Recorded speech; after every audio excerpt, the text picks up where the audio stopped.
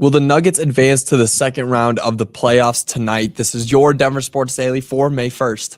The biggest stories, the latest news. It's Denver Sports Daily.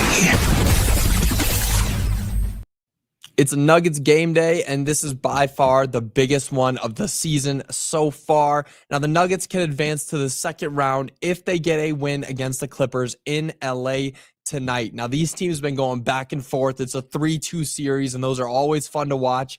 And last time they played on Tuesday, the Nuggets dominated the Clippers, beating them by 16 points. It was a great win that they needed after that terrible loss that they have where they lost by 34 points. Just going back and forth, these teams are angry. They hate each other. And there's something about Jamal Murray. When he turns up, he turns up. Playoff Jamal is real. He is here. And I think what happened is that he finally remembered the Clippers play in LA too. And if there's anything I know about Jamal Murray, it's that he hates Los Angeles.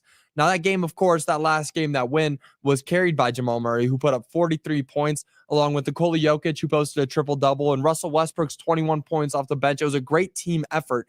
And one of the biggest reasons the Nuggets were successful in that game was the fact that they won the non-Jokic minutes. DeAndre Jordan was +2 in the box score when he was on the court and Nikola Jokic was not there.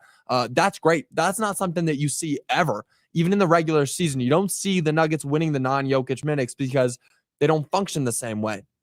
They don't play the same style of basketball. Nikola Jokic runs the floor in such a different way than any other player will ever be able to do. So with DeAndre Jordan going +2 in the box plus minus, that's important. That's what leads to 16-point wins. Because when Nikola Jokic has to sit, we've seen the Nuggets go down by 8, and then he gets back on the floor, they go up by 2. He's back off. They go down by 10. That's just how that works. So winning the non-Jokic minutes is going to be the catalyst. It's going to be what wins them the game tonight if they can do that. Now, they also shot much better from three-point range in that last game, and we haven't got used to shooting like this from the Nuggets. They were 17 of 33. That's 51.5%. And 17 three-point makes in a game, that's, first of all, not something that we ever really see from the Nuggets. And then 17 of 33, 51%, that's a great number to be at as a team. Again, we're not used to that. This is a game that I haven't seen the Nuggets play. I haven't seen them go out and win the non-Jokic minutes and shoot and make 17 threes. It just doesn't work that way for the Nuggets. So having a win like this kind of starts to shift to, is this David Adelman actually starting to step into his coaching role? Is he doing something different from what Michael Malone got used to? Is he going out there and winning games at a different rate because he wants to play at a different style? It might be. And that win proved that if they can win this series, David Adelman might get a contract as the head coach of this team.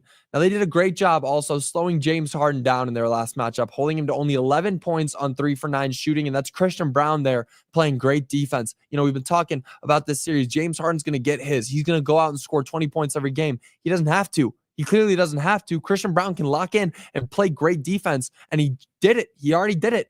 Keep doing that. Slow James Harden down. Don't let him get to the line and find a stroke there. Hold him to that 3 for 9 shooting. Make him shoot the 3 and contest every shot. That's all that you have to do with James Harden. Because again, if James Harden goes out there and puts up 25, 30 points, that's going to lead to not only a closer score, and we've seen how the Nuggets play in close games, they're going to lose if James Harden starts shooting like he has been, throughout his career. Now, the Nuggets are heading into tonight's game as 6-point underdogs, and they'll tip off at 8 p.m. in Intuit Dome in LA. A huge game. They got a chance to win. Don't squander this opportunity. Don't come back to Denver for a game 7. Come back to Denver ready for a game 1. That's what it should be. Come back to Denver, heading out to OKC. That's where the Nuggets' head should be at right now. Don't shoot for a game 7. Shoot for coming back home, ready for a game 1. Now, moving on, can the Avalanche stay alive or will they be eliminated from the playoffs tonight? It is win or go home for the Avs tonight as they're back in Denver for game 6 of the first round. Now, on Monday, the Avs fell to the Stars in game 5. It was a huge loss, terrible, worst possible outcome for the Avalanche. Game 5s are the most important games of any series, and losing in the fashion that they did, going down 6-2, is just the worst way the Avalanche could have had played that game, honestly.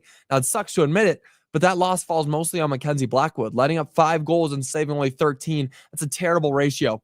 And allowing a goal only 9 seconds into the game destroys any motivation the team has. It does. 9 seconds in and you're letting up a goal, that just drains the energy right out of a locker room. It really does.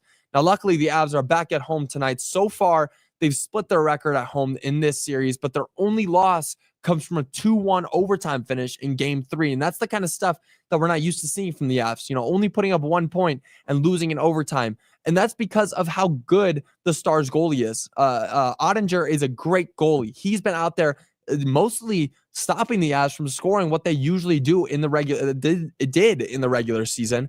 And he's been just nullifying their great offense. Now, if the Avs do lose tonight, we could see, honestly, the end of the Jared Bednar era. It's been a crazy run, Jared Bednar, but it's the kind of thing that you see with Michael Malone. He's got, they've got the same kind of mentality. They're both angry, they're both those hot head coaches. But the biggest problem with those two is that they have the greatest players in the league at this point. Nathan MacKinnon out there is the greatest player in the league. And then it's arguable, not as arguable as Michael Malone with Nikola Jokic. Nikola Jokic is the greatest player in the league, and he only won 1 championship with them. You can't have that. You need to go out there and you need to win more championships with the best players in the league. And that's not going to happen for the Avalanche if they can't win tonight. Now, the Avs are heading into tonight's game as 1-point home favorites, and puck drop is at 7:30 p.m. Crazy game, definitely a must-win for the Avalanche. And if they don't win, then again, it's probably the end of the Jared Bednar era. Now, moving on, John Elway was involved in an accident that ended in an upsetting tragedy. John Elway was attending the Stagecoach Festival in California this past weekend with his good friend Jeff Spurbeck. And after the festival ended, Elway and Spurbeck were driving around in a golf cart when Spurbeck fell out of the cart and hit his head. And it was announced by the Riverside County Sheriff's Office that Spurbeck had succumbed to his injuries earlier yesterday morning. TMZ did come out and announce that Elway was not at fault as he was just driving the vehicle. There was nothing he could have done or did in that situation. And Elway came out yesterday and gave a heartfelt statement saying, quote, "I am absolutely devastated and heartbroken by the passing of my close friend, business partner, and agent, Jeff Spurbeck.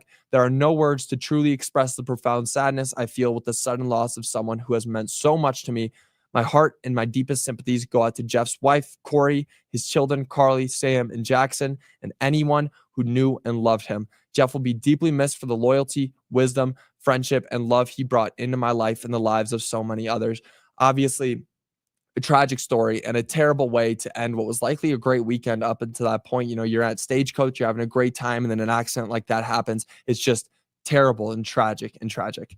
That's going to do it for your Denver Sports Daily. I'll be back with you guys again tomorrow, recapping hopefully a couple big Nuggets and Avalanche wins. Get it, Joe? We love that. But yeah, big couple games tonight. The Avalanche need this win to stay alive, and the Nuggets need this win to put the Clippers behind them. But that'll do it for your Denver Sports Daily. I will see you guys all tomorrow. Until then, y'all have a great rest of your day. Bye, y'all.